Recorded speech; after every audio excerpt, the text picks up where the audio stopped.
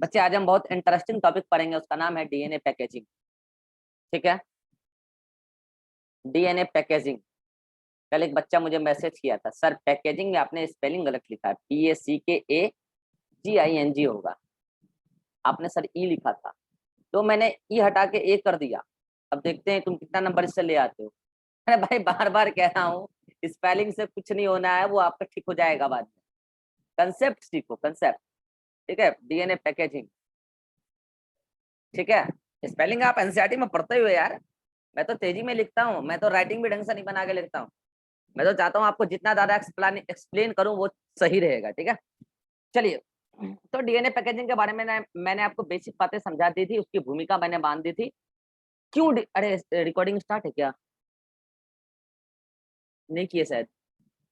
हाँ, उतरा है, मुझे लगा भूल गया। हाँ, तो डीएनए पैकेजिंग क्यों जरूरत है मैंने बताया था कल। क्या बताया था कि एक टिन्ना से डीएनए को टिन्नी से सेल में घुसाना है, ये बड़ी नाइंसाफी है। इसके लिए आता है कुछ प्रोटीन जो बेसिक नेचर का होता है। मैंने कहा था कि प्रोकैरियोट में वो प्रोटीन, देखिए प्रोकैरियोट में होता है क्या, मान ले रहे सेल वॉल है। ठीक है, ये सेल वॉल है, ये सेल मेम्ब्रेन है उसके अंदर, और उसके अंदर ये पूरा क्या साइटोप्लाज्म। तो उसी साइटोप्लाज्म में डीएनए है। और आपको पता है कि प्रोकैरियोट का डीएनए कैसा होता है, सर्कुलर, याद है ना, प्रोकैरियोट का डीएनए सर्कुलर होता है। ठीक है, तो ये उसका डीएनए है सर्कुलर।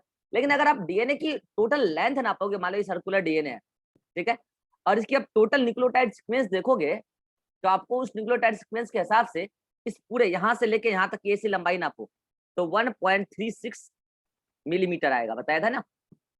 तो भाई वो तो कम लंबा डीएनए नहीं है, बहुत लंबा डीएनए है ना। और सेल की डायमीटर कितने में है, माइक्रो में, माइक्रोमीटर में, 10⁻⁻⁶ में। तो बढ़ाने साफी है। तो होता क्या है, इस डीएनए को लूप बना के एक प्रोटीन होता है जिसका नाम है पॉलीअमीन प्रोटीन, ऐसे सेंटर पे आ जाता है प्रोटीन। और डीएनए क्या करता है, ऐसे फूल जैसा लूप बना लेता है, ऐसे देखिएगा। देखिए लड़की लोग जैसे फूल नहीं बनाती है कॉपी में, अभी सावन आ रहा हाथ में बनाएगी, फिर ऐसे ऐसे लूप बना लेता है डीएनए। देखिए को मेहदी का को नया डिजाइन मिल गया। ठीक है, ऐसे ये बना के यहाँ पे प्रेजेंट होता है, ऐसे ऐसे सेंटर पे क्या होता है, पॉलीअमीन प्रोटीन। और ऐसे डीएनए क्या करता है, लूप बना के ऐसे प्रेजेंट होता है। तो इससे क्या होता है कि कम जगह में वो एडजस्ट हो जाता है। और वो एरिया जहां ये डीएनए प्रेजेंट है, उसी एरिया को हम लोग कहते हैं न्यूक्लियोटाइड रीजन को, न्यूक्लियोटाइड या जीनोफोर, इसी को कहते हैं। तो ये तो प्रोकैरियोट के अंदर है, सिंपल बात है। और ये प्रोटीन कौन है, पॉलीअमीन प्रोटीन, ये भी बेसिक प्रोटीन है। ये बात मैंने आपको कल समझा दिया था। ठीक है, तो प्रोकैरियोट के अंदर इससे ज्यादा और कुछ भी नहीं जानना है पैकेजिंग। इंपॉर्टेंट बात ये है, वो रीजन क्या कहलाता है, जहां पे कंडेंस्ड डीएनए होता है, वो रीजन न्यूक्लियोटाइड कहलाता है। होल साइटोप्लाज्म में डीएनए ऐसे बिखरा पड़ा नहीं है कि मान लीजिए डीएनए है, बड़ा सा डीएनए है, यहाँ से लेके यहाँ तक डीएनए से, नहीं ऐसा नहीं है, ऐसा कुछ भी नहीं है। एक जगह पर रहता है सिमटा हुआ, उसी जगह को न्यूक्लियोटाइड कहते हैं। यही पूछा जाएगा। प्रोटीन का नाम पॉलीअमीन, ये बेसिक प्रोटीन है, ये इंपॉर्टेंट होना चाहिए। ठीक है, चलिए अब आगे है कि हम लोग यूकैरियोट के अंदर सारी बातों को समझे, डीएनए पैक कैसे होता है। आइए यूकैरियोट के अंदर एक बात बताइए, अगर मैं आपके सामने बोलूं कि यूकैरियोटिक डीएनए का डायमीटर बताइए, लेंथ तो आपको पता है ना, 2 मीटर के अप्रॉक्स, है ना, एक सेल के डिप्लॉयड सेल के अंदर। तो ये लीजिए मैंने डीएनए बनाया, ध्यान दीजिएगा इधर। यूकैरियोट्स के अंदर न्यूक्लियर डीएनए इज, जल्दी बोलिए कैसा, double standard, double standard helically bonded DNA होता है, कुछ इस तरीके से, राइट। और अगर आप इसका डायमीटर निकालेंगे, B type DNA, common DNA का जो कॉमन होता है, रिभा बोलेगी डायमीटर कितना आता है, जल्दी। 20 कितना, 20 क्या, 20 किलो? डायमीटर, तो डायमीटर हाँ क्या, 20 kilo, 20 degree Celsius. Sir angstrom में 20 होता है। हाँ, तो उसको अगर नैनोमीटर में कन्वर्ट करेंगे तो एनसीईआरटी में नैनोमीटर में दिया है इस चैप्टर में, तो 2 2 नैनोमीटर आएगा। नैनोमीटर। ठीक है, ये 2 नैनोमीटर क्या उसकी डायामीटर है। लेंथ तो आपको पता ही है, अप्रोक्सीमेटली 2 मीटर के आसपास। अब मैं डायमीटर की बात क्यों कर रहा हूँ, ड्यूरिंग डीएनए पैकेजिंग डायमीटर चीजों का बढ़ेगा। अब देखिए आपको पता है कि जब नॉर्मली, मैं देखिए 3 टाइप की सेल की बात करूंगा। एक सेल अगर डिवीजन में एंटर कर गया है, वो डिवीजन कर रहा है, तो वो कहलाता है डिवाइडिंग सेल। सुनेगा ध्यान से, ये बात मैंने आपको वहां पे भी बताया डिवीजन में, डिवाइडिंग सेल अरे यार क्या हो रहा है यार। ठीक है, अगर सेल डिवीजन नहीं कर रहा लेकिन कैपेबिलिटी ऑफ डिवीजन है, अभी वो मतलब जी नॉट में है, तो उसको बोलते हैं quiescent cell, QUESCENT, quiescent cell. अगर सेल सेल डिवीजन में घुसा हुआ है तो या तो वो G1 में होगा, या S में होगा, या G2 में होगा, या प्रोफेस, या मेटाफेस, या एनाफेस, या टीलोफेस, या लास्ट हो सकता है साइटोकाइनेसिस कर रहा हो, इसको हम लोग लास्ट फेज मानते हैं। तो इन समय से किसी में होगा वो सेल अगर डिवाइड कर रहा है, और नहीं कर रहा है अगर लेकिन कैपेबिलिटी ऑफ डिवीजन है, मतलब वो जी नॉट में। अब मान लो कैपेबिलिटी ऑफ डिवीजन भी खो चुका है, तो उसी को क्या हमने सेनेसेंट कहा था, SENSECNT, सेनेसेंट सेल। या फुल्ली डिफरेंशिएटेड सेल, मतलब टर्मिनली डिफरेंशिएटेड सेल।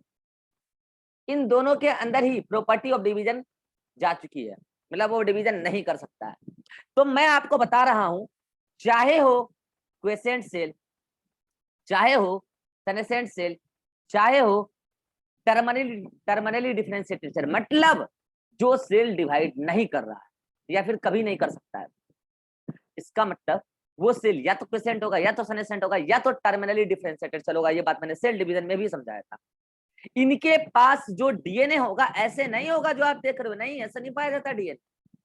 इसके पास डीएनए इस टाइप से होगा तो जरूर, लेकिन वो लिपटा हुआ होगा हिस्टोन प्रोटीन के साथ, और लिपट के बना के रखा होगा वो क्रोमेटीन।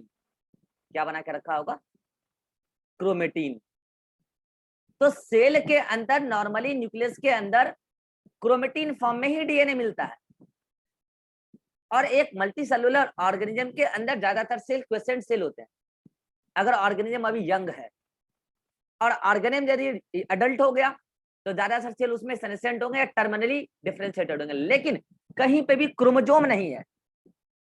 क्रोमोजोम तो तभी बनेगा जब सेल जाएगी डिवाइड करने के लिए। और मैं फिर बता दूं, डिवीजन सेल में भी G1 S G2 यहां तक भी क्रोमेटिन ही मिलता है। ठीक, यहां से क्रोमोजोम बनना स्टार्ट होता है, और यहां क्रोमोजोम मिलता है, क्रोमोजोम, और यहां अगेन क्रोमेटिन, और यहां अगेन क्रोमेटिन। ये बातें जो लोग मेरा सेल डिवीजन का क्लास किए हैं उनको अच्छे से समझ में आ गया होगा कि मैं क्या बोलना चाह रहा हूँ। और जो लोग मेरा सेल डिवीजन का क्लास नहीं किए, please go to link and watch the complete video. Cell division बहुत इंपॉर्टेंट टॉपिक है पूरी बायोलॉजी के लिए। प्लीज प्लीज प्लीज आप देखिए जाके उसको, और कंसेप्ट क्लियर कीजिए वहां से सेल डिवीजन का। तो ये बातें मैं एक शॉर्ट रिव्यू कराया हूँ। अगर नए बच्चों को नहीं समझ में आए तो कोई बात नहीं, आप सेल डिवीजन देखेंगे तो आपको समझ में आ जाएगा मैं क्या बोला हूँ। लेकिन अभी आप मोटा मोटी इतना तो बात याद रख सकते हैं ना नए बच्चे, अगर जो सेल डिवीजन नहीं पढ़े मेरे से, कि अगर डिवाइडिंग सेल है तो उस दौरान G1 S और G2 में क्रोमेटिन मिलता है, प्रोफेज से क्रोमोसोम बनना स्टार्ट होता है, और मेटाफेज और एनाफेज में क्रोमोसोम पाया जाता है, टीलोफेज साइटोकाइनेसिस में अगेन क्रोमेटिन ही मिलता है। और अगर सेल डिवीजन नहीं कर रही है लेकिन उसके पास एबिलिटी है डिवाइड करने की, जरूरत पड़ने पर कर सकती है, तो वो सेल क्वेसेंट सेल है, मतलब वो जी नॉट स्टेज में है सेल डिवीजन के, और उसके पास भी क्रोमेटिन ही है। अगर सेल बुढ़ी हो चुकी है, उसका नेचुरल डेथ होने वाला है अब तो सेल कहला रही है सेनेसेंट सेल, उसके पास भी क्रोमेटिन ही है, क्रोमोसोम नहीं। अगर सेल अभी बूढ़ी नहीं हुई है लेकिन वो प्रॉपर्टी ऑफ डिवीजन हमेशा के लिए खो चुकी है, तो उसको बोलते हैं टर्मिनली डिफरेंशिएटेड सेल। वो एक खास फंक्शन में घुस चुकी है, खास फंक्शन को कर रही है, उसके पास भी क्रोमोसोम नहीं है, क्रोमेटिन ही है। तो अब आपके मन में आ रहा होगा दो वर्ड, एक वर्ड आ रहा होगा क्रोमेटिन, और एक वर्ड आ रहा होगा क्रोमोजोम। मैं बता दूं बच्चों, क्रोमेटिन से ही क्रोमोजोम बनता है, और इन दोनों के अंदर ही डीएनए होता है। इनके पास भी डीएनए होता है और इनके पास भी डीएनए होता है, लेकिन इनके पास एक क्रोमेटिन के पास एक डीएनए भी हो सकता है, दो डीएनए भी हो सकता है। कहाँ कितना होगा ये बात आपको सेल डिवीजन में समझ में आएगा। अगर क्रोमेटिन यहाँ है क्वेसेंट स्टेज में, सेनेसेंट स्टेज में, या टर्मिनली डिफरेंशिएटेड स्टेज में, तो एक क्रोमेटिन में एक ही डीएनए होगा। एक क्रोमेटिन में एक ही डीएनए होगा, एक क्रोमेटिन में एक ही डीएनए होगा, ठीक है। लेकिन अगर क्रोमेटिन है G1S और G2 फेज में, तो G1 के दौरान एक क्रोमेटिन में एक ही डीएनए पाया जाता है, लेकिन G2S और G2 इन दौरान इन दोनों स्टेज के दौरान एक क्रोमेटिन में 2 डीएनए मिलता है, एक ही क्रोमेटिन में 2 डीएनए, और यहां से तो क्रोमोसोम बनना स्टार्ट हो जाता है। और एक क्रोमोसोम के पास ऑलवेज 2 डीएनए होता है, ऑलवेज, ठीक है। हाँ, लेकिन जब मेटाफेज की हम बात करते हैं तो इस दौरान बोलते हैं कि क्रोमोसोम के पास 2 डीएनए, लेकिन एनाफेज के अंदर अलग अलग बातें होती है। ये बात पूरा डिटेल में मैंने सेल में समझाया है। अगर मैं माइटोसिस की बात करूंगा या मियोसिस 2 की बात करूंगा तो एक क्रोमेटिन में एक डीएनए, लेकिन यदि मैं मियोसिस 1 की बात करूंगा तो एक क्रोमोसोम में 2 डीएनए। यहाँ क्रोमेटिन नहीं मिलता, क्रोमोसोम मिलता है।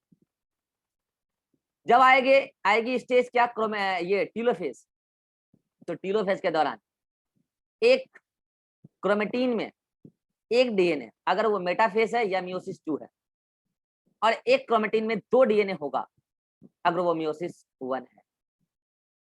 और ये सेम यहाँ पे भी देखिए, ये बातें जो मैंने बोला है अभी, हो सकता है उन बच्चों को नहीं समझ में आया जो मेरे से सेल डिवीजन नहीं पढ़े, तो आपको घबराने की बिल्कुल भी जरूरत नहीं है, बिल्कुल नहीं। आप सेल डिवीजन मेरा लेक्चर देखिए, आप पूरा खेल समझ जाइएगा मैंने क्या बोला है। जो बच्चे मेरे से सेल डिवीजन पढ़ चुके हैं उनको समझ में आया या नहीं आया, वो हाथ खड़ा कर दीजिए जल्दी से।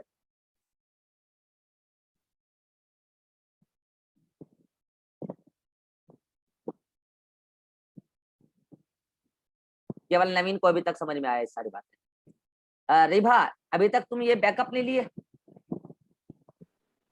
ले रहे हैं सर। अभी तक ले ही रहे हैं। कुछ कुछ समझ में आया जो हम बोले? Riva, yes sir. ज्योतिष, कुछ कुछ समझ में आया जो हम बोले? सर समझ में तो आया पर थोड़ा कंफ्यूजन हो गया, किसमें एक बार में एक। देखिए, इस कंफ्यूजन का इलाज क्या पता है? आप पूरा बैकअप लीजिए सेल का। इस कंफ्यूजन को दूर करने के लिए मुझे 4 लेक्चर पढ़ाना पड़ेगा, 4 लेक्चर। ऐसे कंफ्यूजन दूर नहीं होगा, ठीक है। आप बैकअप ले ही रहे होंगे उम्मीद करते हैं, और आप इस बैकअप को जब लेंगे तब आपको समझ में आ जाएगा मैंने क्या बातें करा है, क्या बातें मैंने करी है। ईरान, समझ में आया जी? कमेंट में लिख के बताओ। निशा, कुछ कुछ समझ में आया बातें? यस सर, आ रहा है थोड़ा थोड़ा, बट थोड़ा प्रॉब्लम वो है। पता है ना, वो बोल रहा हूँ ना मैं, क्या आप लोग सेल पढ़े हो नहीं अच्छे से? चाहे अपने स्कूल में पढ़ा हो या फिर जो भी बच्चे अदर कोचिंग में पढ़े, अगर वहाँ सेल इतना अच्छे से पढ़ा दिया होता तो ये कन्फ्यूजन नहीं होता। खैर कोई बात नहीं है, आप मेरे पास आए तब है, जब आप दूसरे जगह नहीं पढ़ पाए ढंग से, तो आप मेरे पास आए तो मेरे पास से तो आप सीख के जाएंगे, 100% सीख के जाएंगे। तो आप, अब जो चीज आपका छूट गया तो उसका तो यही इलाज है कि आप बैकअप लीजिए। मैंने आपको बैकअप का तरीका बताया ही है, तो आप बैकअप लीजिए। जब आप बैकअप में ये पूरा पार्ट पढ़ लेंगे ना, तो आपको अपने आप ये वाला दिन याद आ जाएगा जो मैं अभी बोल रहा हूँ। अब देखिए, जो लोग मेरे से सेल पढ़ चुके हैं वो ये सर लिख रहे हैं, देखो नवीन का भी क्लियर है, ईरान का भी क्लियर है, अतीक रहता तो उसका भी क्लियर था, हर्ष रहता तो उसका भी क्लियर है। हर्ष का काला पानी का सजा कल क्लियर होगा, वो काला पानी का सजा काट रहा था इतने दिन से, ठीक है, गलती किया था उसका सजा काट रहा था, तो उसका भी क्लियर होगा सारा पार्ट, वो भी सेल पूरा किया है। तो यही है कि आप सेल डिवीजन वाला लेक्चर देखिए मेरा, और आपको ये सब कुछ समझ में आ जाएगा। हाँ, इन बातों का अभी इससे कोई लेना देना नहीं है, जो अभी मैं बोलूंगा वो आपको समझ में आ जाएगा। अब मैं फिर बोल रहा हूँ, जो बात अभी मैं पढ़ा रहा हूँ ना, डीएनए पैकेजिंग, ये पूरा पार्ट मैंने वहां पे भी पढ़ाया है, सेल वाले पार्ट में भी पढ़ाया है। डीएनए पैकेजिंग पूरा पार्ट पढ़ाया मैंने वहां पे, पूरा न्यूमेरिकल भी लगाया वहां पे, सब कुछ कराया मैंने वहां पे। यहाँ फिर से पढ़ा रहा हूँ क्योंकि ये एक्चुअल में 12th का ही टॉपिक है, ठीक है। तो जिनको नहीं समझ में आ रहा है थोड़ा बहुत समझिए, आप जब बैकअप लेंगे सेल का तो आपको सब कुछ क्लियर हो जाएगा, ठीक है। चलिए, तो मैंने मोटा मोटी तौर पे बात किया क्रोमेटिन और क्रोमोसोम में क्या अंतर है, क्रोमेटिन से ही क्रोमोसोम बनता है। चलिए, अब हम आपसे बात करते हैं डीएनए पैकेजिंग होता कैसे, ये आपको समझ में आ जाएगा जो मैं बोलने जा रहा हूँ, ठीक है। देखिए, एक 2 मीटर लंबा डीएनए जिसकी डायमीटर 2 नैनोमीटर है, वो यहाँ पर प्रेजेंट है, ठीक है। ये लंबा सा डीएनए ऐसे तो पाया जाएगा नहीं, कहाँ, सेल के अंदर, क्योंकि जगह की कमी है। तो होता क्या है, एक खास प्रोटीन आता है, और उस प्रोटीन का नाम है हिस्टोन प्रोटीन। क्या नाम है? Histone protein. बच्चों, मैं पहले आपको बता देना चाहूंगा, कि हिस्टोन प्रोटीन कई प्रकार के होते हैं। मैं इसको मिटा रहा हूं, अगर स्क्रीनशॉट लेना लीजिए जल्दी से। देखिए अगर मैं आपसे बात करूं हिस्टोन प्रोटीन, 1 मिनट लाइन पर रहिएगा, ठीक है।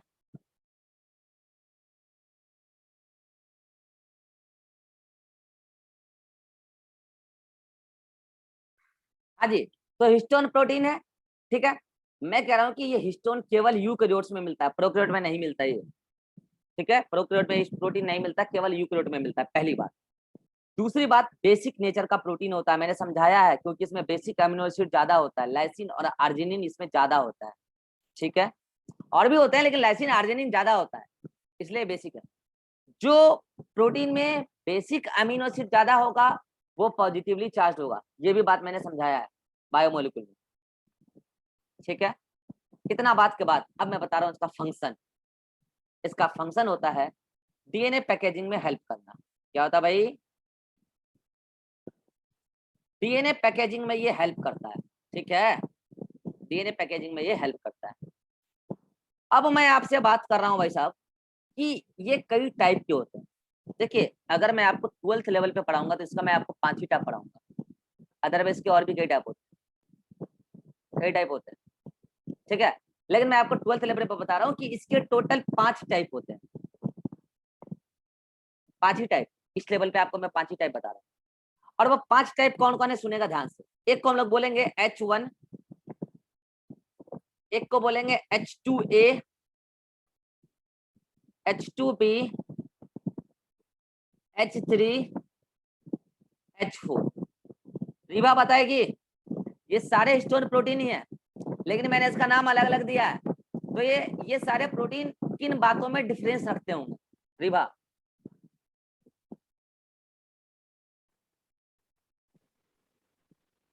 रीवा नहीं पता।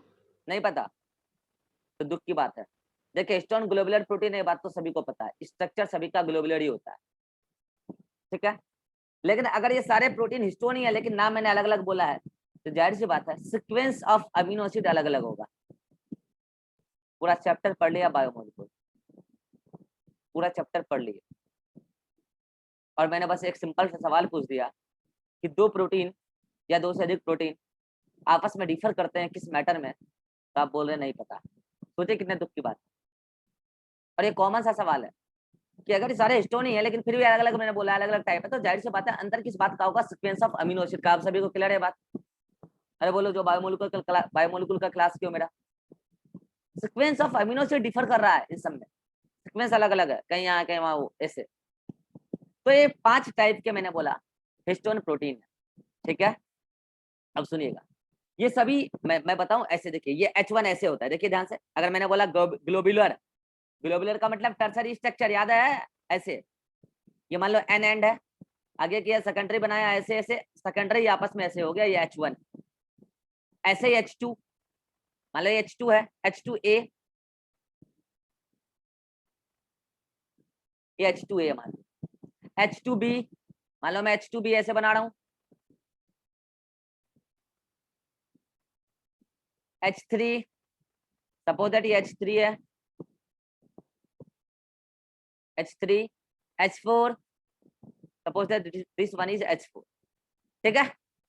तो आपको मैंने प्रोटीन का पूरा स्ट्रक्चर समझाया। ग्लोबुलर प्रोटीन टर्सरी स्ट्रक्चर के फॉर्म में मिलता है मेनली, और हिस्टोन तो टर्सरी फॉर्म में ही मिलेगा। तो ये डिफरेंट टाइप के हिस्टोन प्रोटीन है भाई साहब, ठीक है। अब ये प्रोटीन क्या करते हैं? ये प्रोटीन बनाते हैं डाइमर। डाइमर का मतलब 2-2 प्रोटीन आपस में जुड़ते हैं। H1 को छोड़ दीजिए, ऐसे H2A और H2B आपस में पहले बाइंड करते हैं इस तरीके से। ध्यान दीजिएगा मैं समझा रहा हूँ। जैसे मान लीजिए H21 है, ये H21 है, और ये रहा आपका क्या H2B, ठीक है। ऐसे ही H3, ये H3 प्रोटीन है, हिस्टोन प्रोटीन। और ये H4, ये H4 है, ठीक है। ये H4, ये H3, ये H2A, और ये H2B, ठीक है, तो बताइए क्या आप इन दोनों को मिलाकर, क्या आप इन दोनों को मिलाकर बोलेंगे हिस्टोन डाइमर? ये बात सभी को समझ में है क्या? इसको हिस्टोन डाइमर बोल सकते हैं कि नहीं बोल सकते हैं? जल्दी बोलिए, क्या इसको भी हिस्टोन डाइमर बोलेंगे? 2 यूनिट है ना हिस्टोन का, इसलिए यहां बोलेंगे histone dimer of H2A and H2B। यहां बोलेंगे histone dimer of H3 and H4। ये बात सभी को समझ में आया तो हाथ खड़ा कीजिए जल्दी से। बायोमोलिक्यूल पूरा पढ़ाया मैंने, हिस्टोन डाइमर बन गया। अब आपको पता है यहाँ पे बॉन्ड कौन सा बना होगा, सब आपको मैंने सिखा दिया। आर ग्रुप वगैरह बॉन्ड बनाते हैं, सब मैंने सिखा दिया, बहुत डिटेल में पढ़ाया बायोमोलिक्यूल। अब होता क्या है, H1 को छोड़ दीजिए, ऐसे ऐसे 2 मॉलिक्यूल बनते हैं हिस्टोन डाइमर। H2A H2B के दो डाइमर बनते हैं। एक और बनाएंगे, ठीक है, ठीक है, एक और डाइमर बनाओ, इसके भी एक और डाइमर बनाओ। बना लिया, बना लिया, तो बताओ ये भी एक डाइमर हो गया, हिस्टोन डाइमर। अरे हो गया ना, ये भी हिस्टोन डाइमर किसके? H3H4 के, ठीक है। और ये भी हिस्टोन डाइमर एक और बन गए किसके? H2H2B के, histone dimer of H2A and H2B, ठीक है। ये लीजिए, तो अब बताइए, ज्योति बताएगी गिन के। आपके सामने एक हिस्टोन डाइमर ये रहा, एक ये रहा, एक ये रहा, एक ये रहा, तो आपके सामने कितने हिस्टोन डाइमर हैं?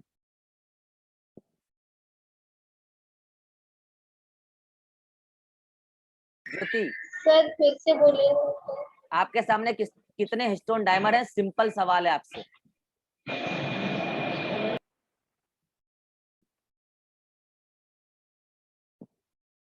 Sir 3। This proves your concentration is very low in class। यहाँ पे 4 टिक लगा है, मैंने बोला ये सभी हिस्टोन डाइमर है, और मैंने आपसे पूछा कि यहाँ पे कितने हिस्टोन डाइमर है और आप बता रहे हो 3। तो कितने दुख की बात है। सर आप H2A और H2B 2 बार क्यों बनाया? इसलिए तो मैंने बोला कि सबके 2-2 मॉलिक्यूल है यार।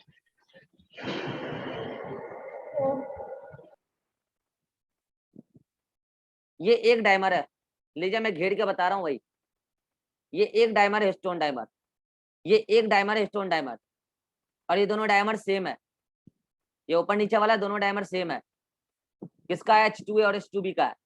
ये एक डाइमर है, ये अगला डाइमर है, और ये डाइमर जो है हिस्टोन डाइमर, ये है आपका H3 और H4 का।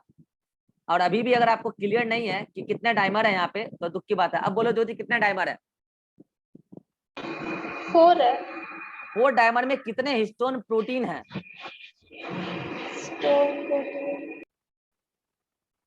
चलिए बोलिए। सर 8। उस 8 में किसकी संख्या कितनी है ये बताना है आपको। तो जैसे कि H2A है और H2B में किसकी संख्या कितनी? 2-2 दोनों है, H3 2 है और H4 2 है। यानी कि अब आप माइक बंद कीजिए, यानी कि आपके सामने यहाँ 4 हिस्टोन डाइमर अभी बनकर तैयार है। ध्यान दीजिए, हिस्टोन डाइमर कैसे बना वो मैंने समझा दिया आपको, और प्रोटीन का स्ट्रक्चर मैं आपको समझाने वाला हूं भी नहीं यहाँ पे। बायोमोलिक्यूल में बहुत डिटेल में समझा, और अगर नहीं समझा समझ में आए तो जाके वापस से लेक्चर देखिए, ये तो ऑनलाइन क्लास का फैसिलिटी है। अगर आपको प्रोटीन का स्ट्रक्चर नहीं आता वापस लेक्चर देखिए। तो ये देखिए टर्सरी स्ट्रक्चर मैंने यहाँ पे सिंगल बनाया, सिंगल सभी का स्ट्रक्चर बनाया। मैंने कहा H1 को भी साइड में हटाओ, उसको छोड़ो, H2A H2B को मिला के एक डाइमर, और ऐसा ऐसा 2 डाइमर मैंने बनाया। H3 H4 को मिला के एक डाइमर, और ऐसा ऐसा मैंने 2 डाइमर बनाया। तो कुल मिला के मैंने 4 डाइमर बनाया स्टोन का। अब मैं कह रहा हूं ये चारों डाइमर आपस में इस तरीके से अटैच हो जाते हैं। ध्यान दीजिए, एक डाइमर, दूसरा डाइमर, डाइमर है, तीसरा डाइमर और चौथा डाइमर, ये चारों डाइमर अटैच हो जाते हैं। और इसको अगर आप गौर से देखेंगे तो आपको ये ऐसा एक बॉल लाइक स्ट्रक्चर दिखेगा, मोटा सा ऐसा, ठीक है, ऐसा बॉल लाइक स्ट्रक्चर दिखेगा। और इसके अंदर ये डाइमर है, ध्यान रहे, इसके अंदर आपका ये एक हिस्टोन डाइमर है, यानी कि इसमें एक H2A है और इसके पीछे एक H2B है,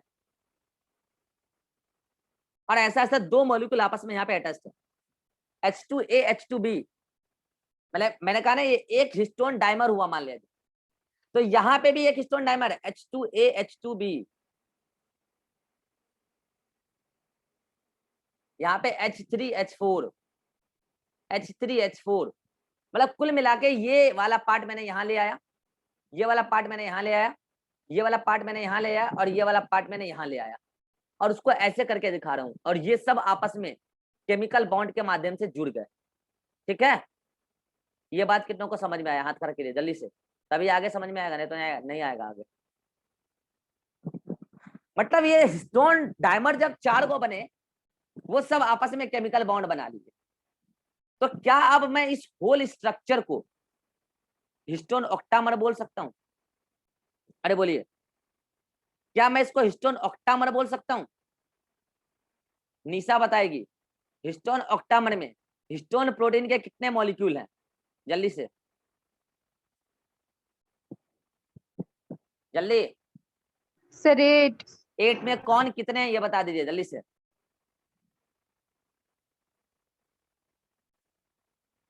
जल्दी। सर H2A 4 होगा और H2B 4।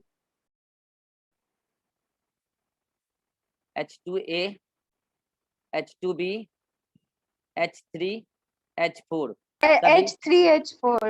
हाँ, H3H4 सभी के 2-2 मॉलिक्यूल हैं, गौर से फरमाइए आप। H2A 1 2, H2B 1 2, H3 1 2, H4 1 2।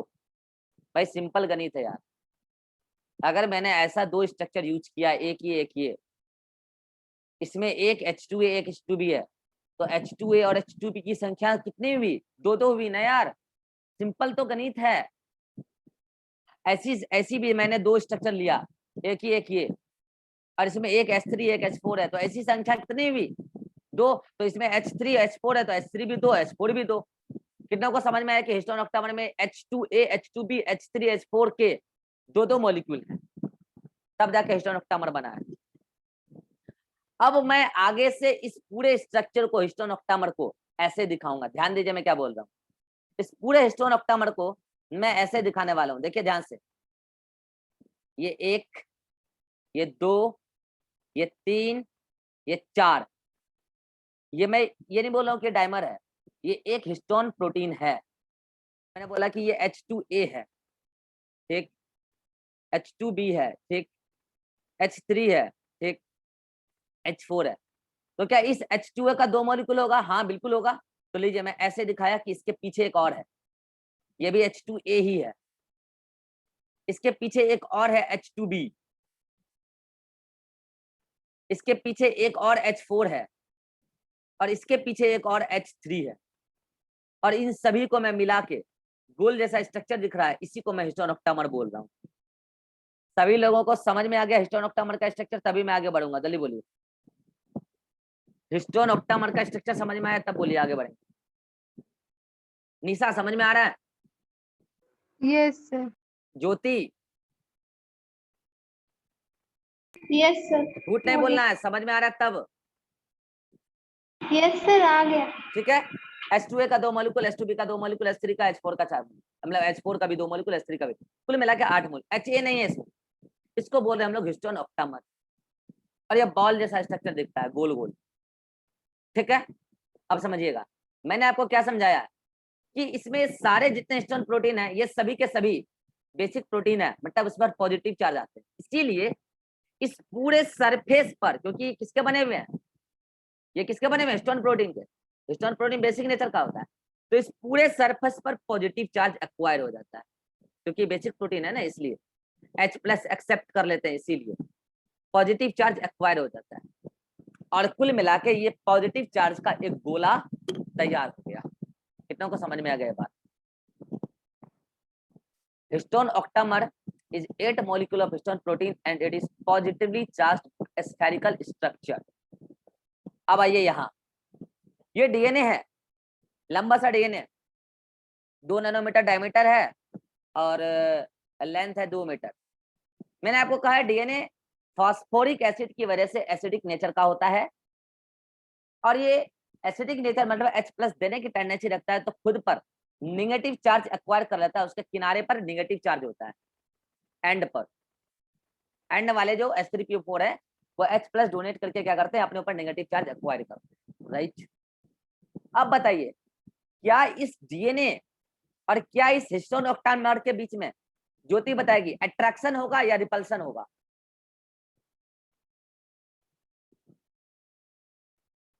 Attraction होगा। क्यों होगा अट्रैक्शन? ये पता नहीं। निशा, अट्रैक्शन होगा या रिपल्सन होगा? Sir attraction why. Why why why वाई? सर एक नेगेटिवली चार्ज है, एक अपोजिट पॉजिटिवली। चार्ज के बीच में अट्रैक्शन होता है, सिंपल आंसर है। ज्योति बोले नहीं पता। ज्योति, अभिषेक सर को बोलूंगा क्या ये बात में क्या? कि पॉजिटिव और नेगेटिव चार्ज के बीच में अट्रैक्शन होता है कि रिपल्सन होता है, वो नहीं बता रही है। बोल दो या छोड़ दो? No sir, no sir, attraction होता है। मतलब इलेक्ट्रोस्टैटिक के पहले क्लास में सर लोग पढ़ाते हैं कि पॉजिटिव चार्ज और नेगेटिव चार्ज के बीच में अट्रैक्शन होता है, ठीक है।